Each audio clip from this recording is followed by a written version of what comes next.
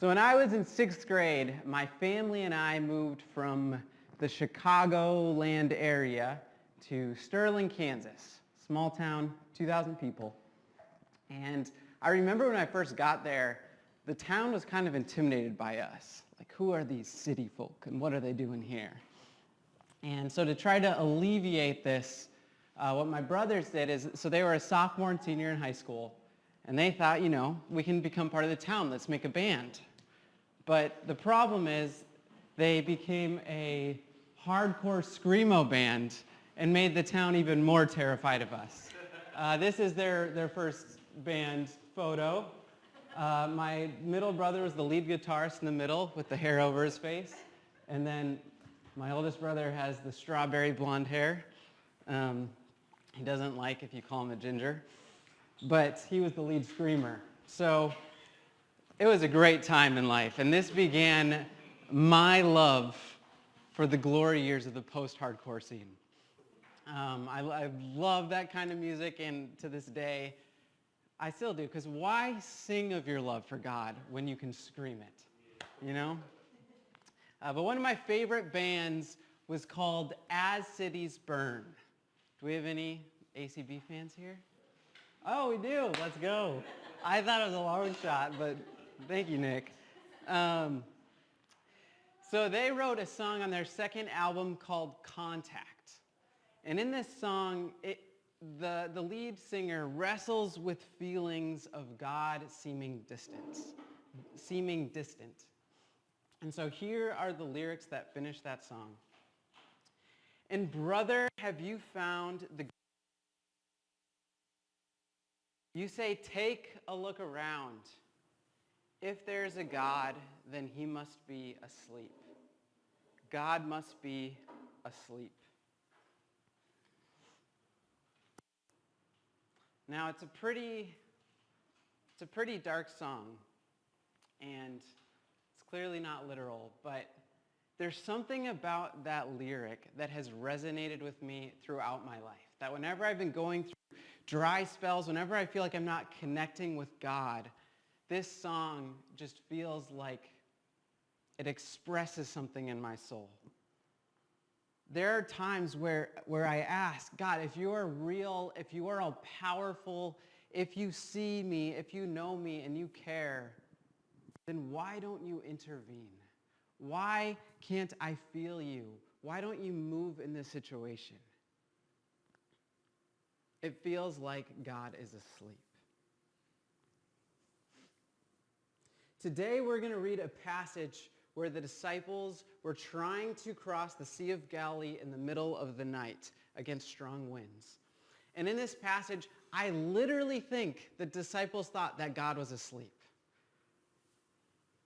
They could not cross, and they needed help. And I think they literally thought that Jesus was asleep.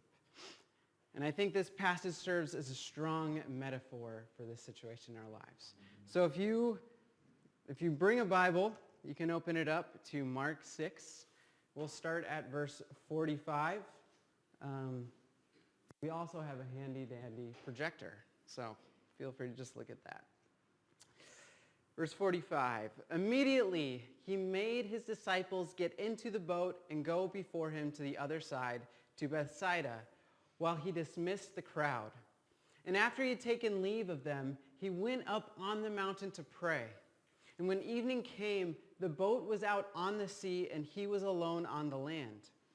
And he saw that they were making headway painfully, for the wind was against them. And about the fourth watch of the night, he came to them walking on the sea.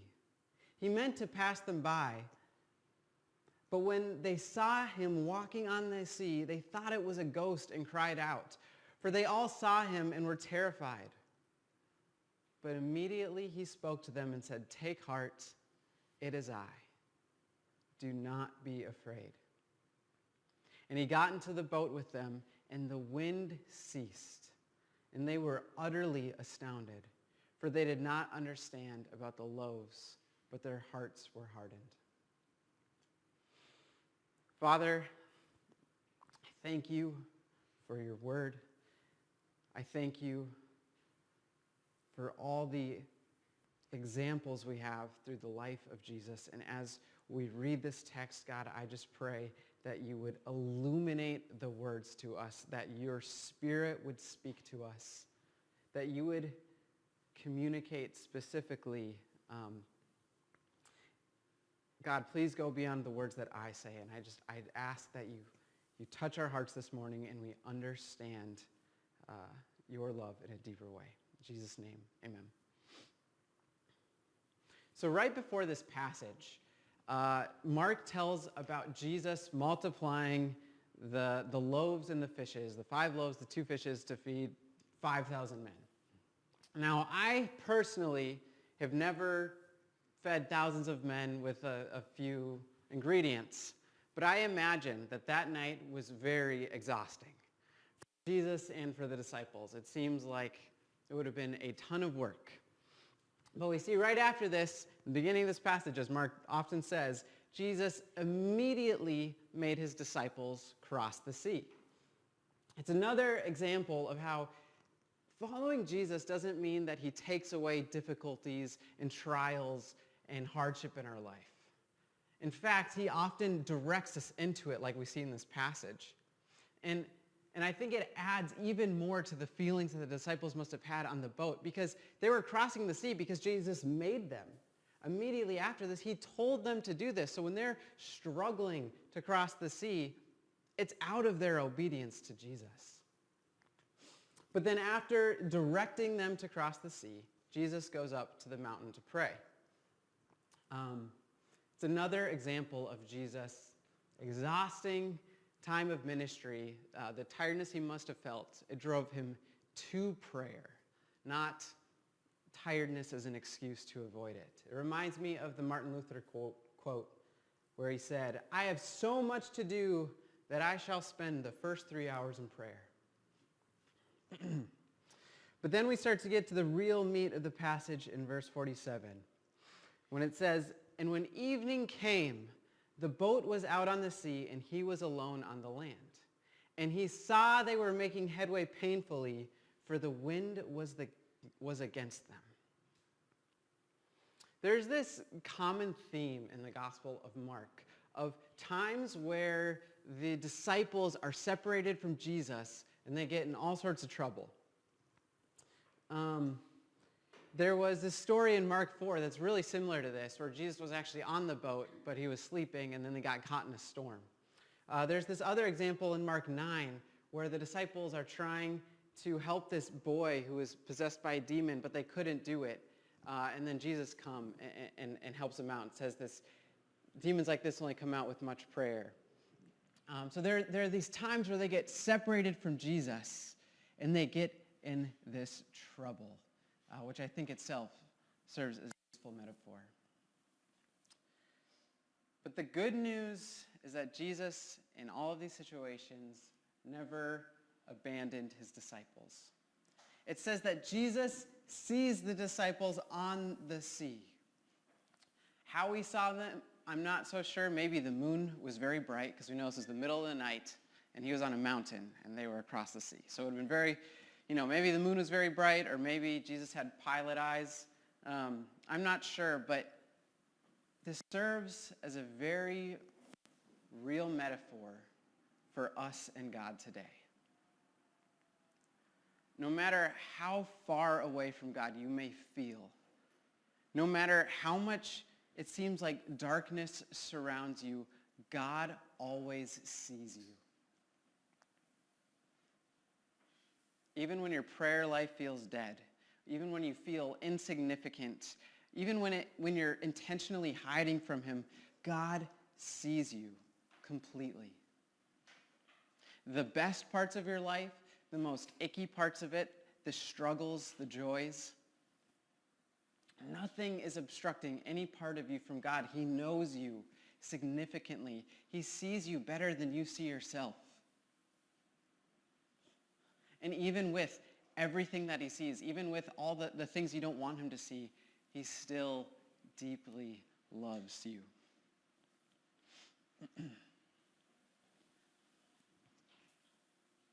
I think it's helpful with this passage to actually compare it and contrast it a bit from the one in Mark 4 where they get caught in a storm. You see, in that account, they were in a literal storm. Jesus goes up and he takes it away, but it wasn't just normal winds. Things were going bad. They didn't know if they were going to make it. But in this passage, it's just that the wind was strong, so they were having trouble making way. Progress was being made, but it was very slow. According to John's account of this story, they had rowed about 5 or 6 kilometers, or as we would say in the great land of the imperial measurement system, 3 or 4 miles. But this means they were only about halfway across the sea, okay? And then it says that Jesus came to them in the 4th watch of the night. That means it would have been sometime between 3 a.m. and 6 a.m. So they were halfway across the sea, and it's between 3 and 6 in the morning.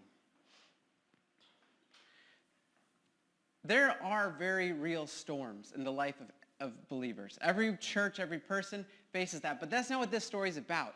This is about progress being made, but very slowly.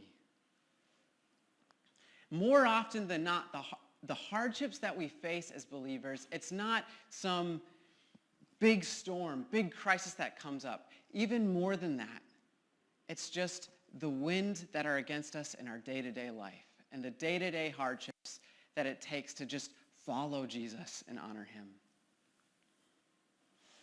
In sports, we like to call this the grind.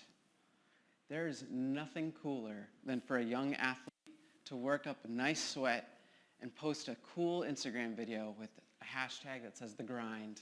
And then after 20 minutes of workout, pack it up because you got the clip you needed. Right? That's peak branding right there. But this grind can be a real thing. So for me with freestyle basketball, there's just a lot of things I need to do to not only improve but to maintain just where I'm at. There is resistance training. I contort my body in all sorts of weird ways, and I'm not naturally flexible. So I have to spend lots of time doing mobility work each week and then practicing the tricks, and it gets really boring. I was actually, the other day, looking at some of my old Instagram videos where I would document like practices where I would do the grind posts back in the day. And there was this one trick where I saw my progress of it like through the years because it took me so long to learn. And I could see videos of me starting to learn it and doing easier versions all the way up to now I can do it pretty easily. But that was after hundreds of hours of practicing like one trick. And that is exhausting and wearing. And I think in life, that's how it can be. It's that when we feel tired, when we feel worn out, it's not always because there's some crisis, but sometimes it's just life is tough.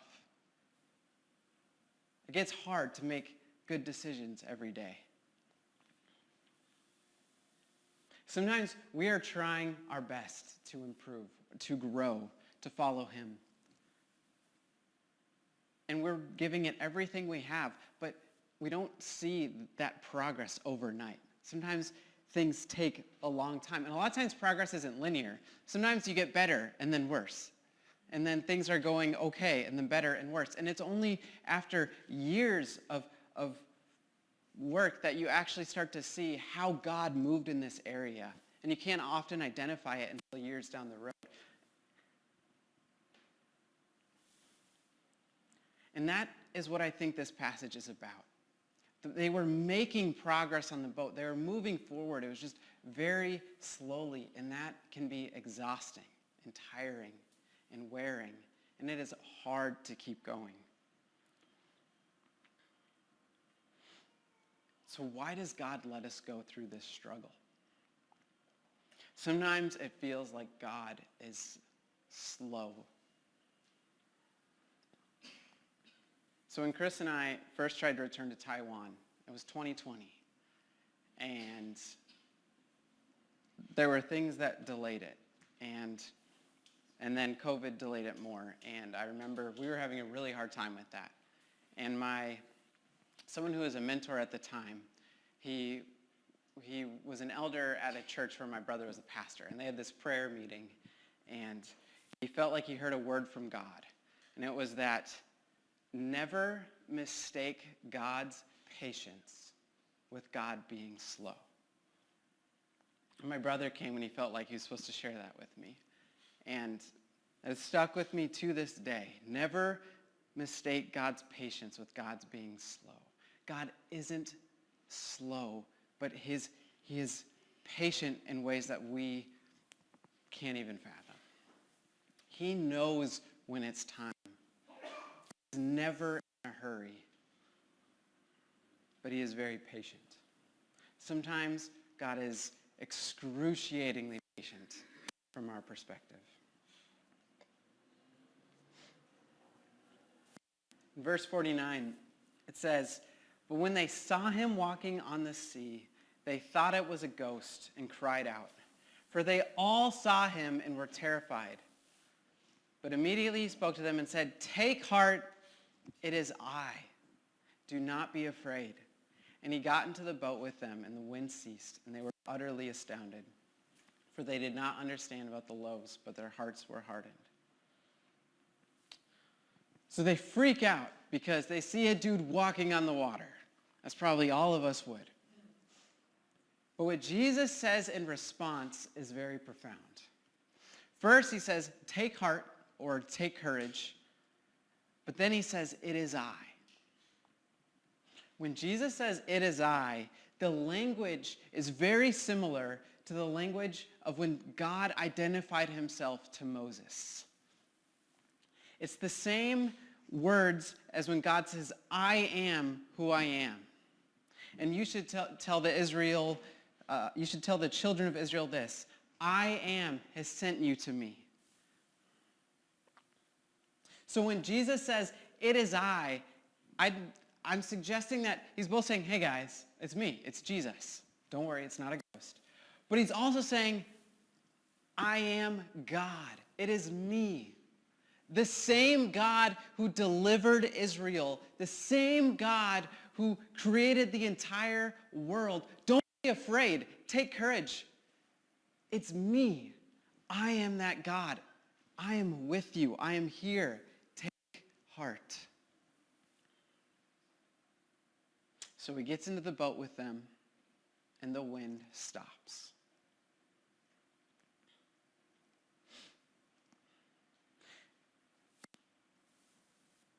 Somehow, the disciples are dumbfounded, even though they just watched him feed thousands of people with a couple of fish. To be fair, I've seen God do miracles in my life. I have witnessed his power before, and I still am sometimes lacking faith that he can do it again.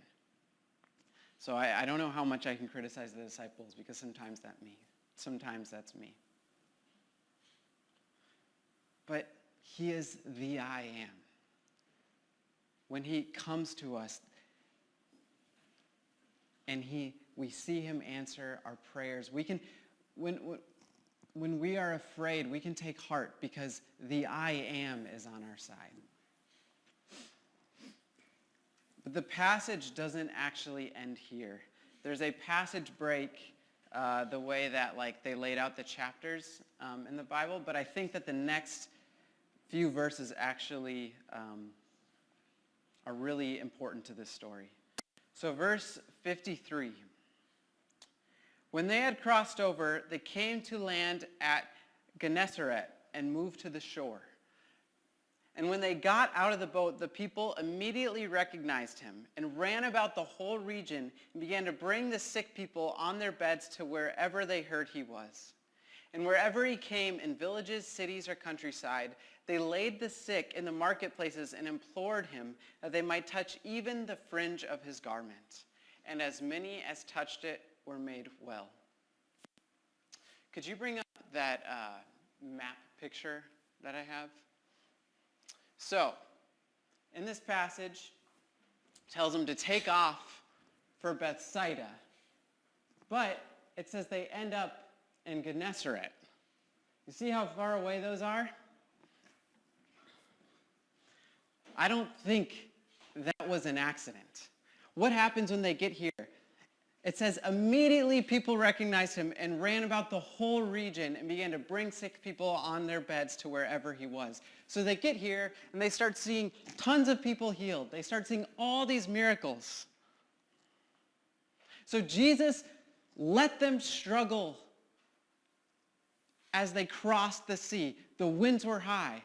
He stops it and they end up landing somewhere different. But immediately, we see all these miracles happen. I don't think that was an accident.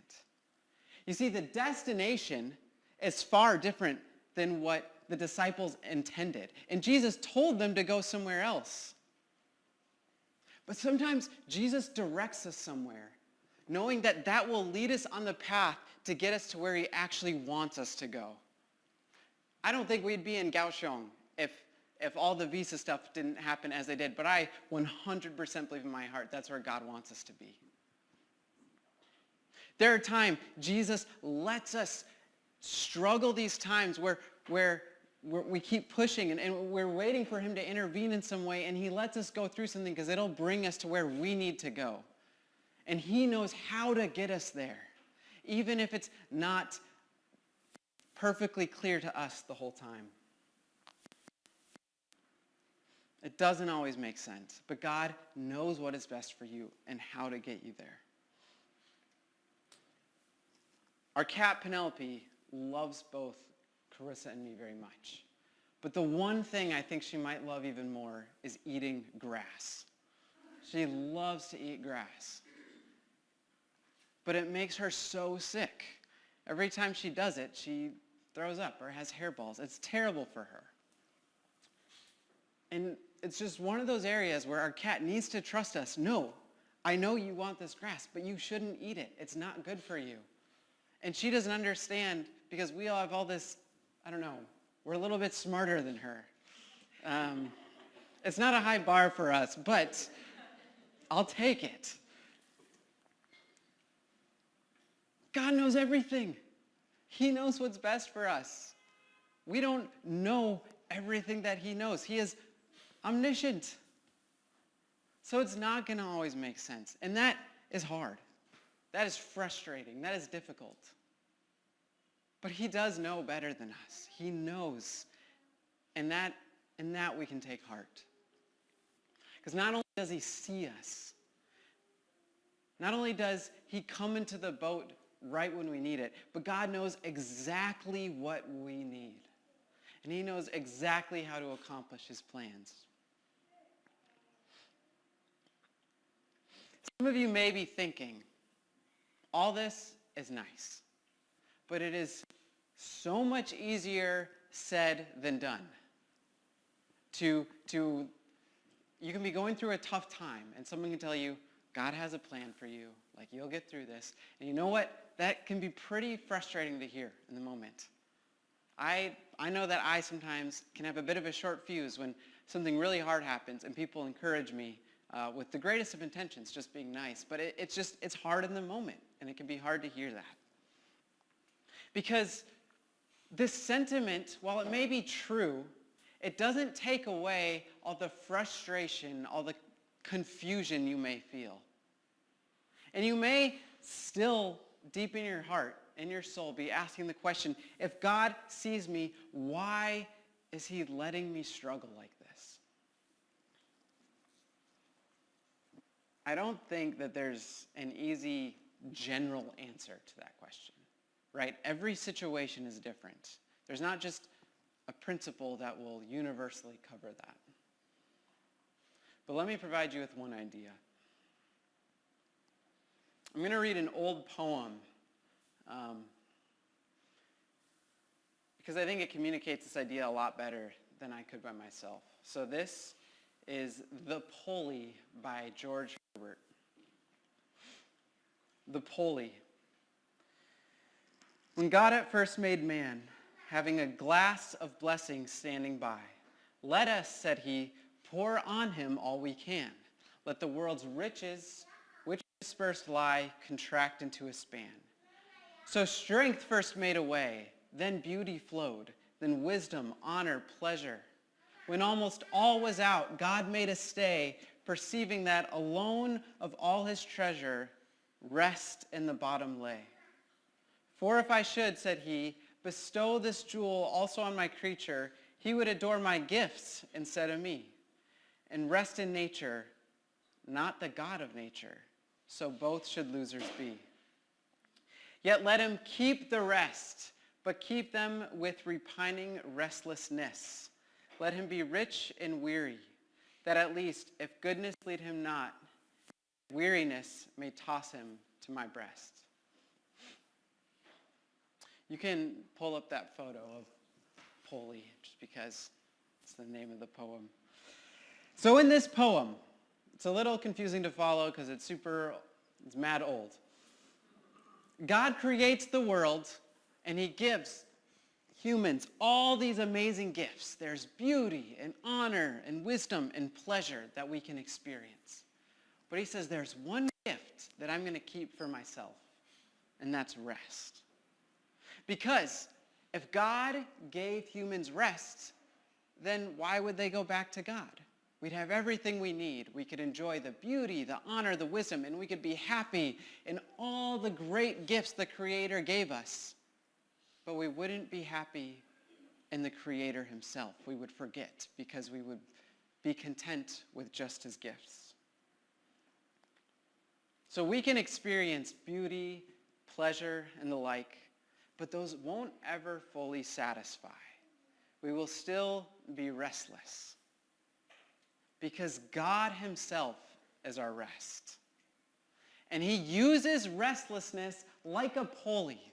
The times when we are struggling, when we don't feel satisfied, when we are weary, when we are worn out, when we are restless, he uses that as a way to pull us back to him, that we might not forget about him,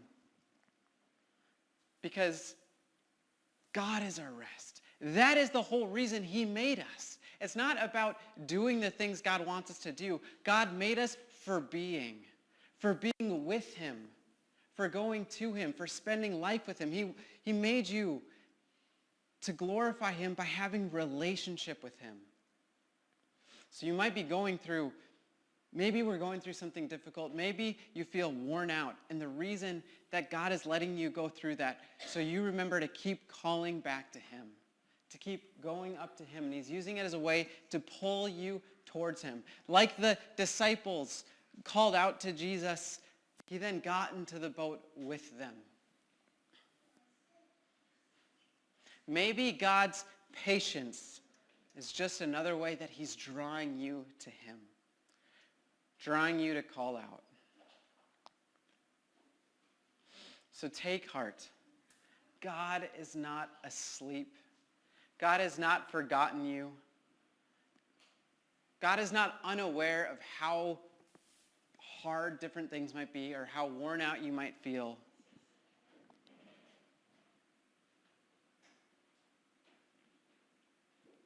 God cares about everything going on. God cares how you feel. But he's patient. He knows what's best. He might just be waiting for the fourth watch of the night to come in and intervene. It's not about where you're trying to go. It's about where he's directing you, and it's about doing life with Jesus. That's our purpose. So take courage, take heart. God sees you, he calls you his own, and the great I am will get into the boat with you and stop the wind at exactly the right time. And in doing that, he will bring you exactly where you need to be.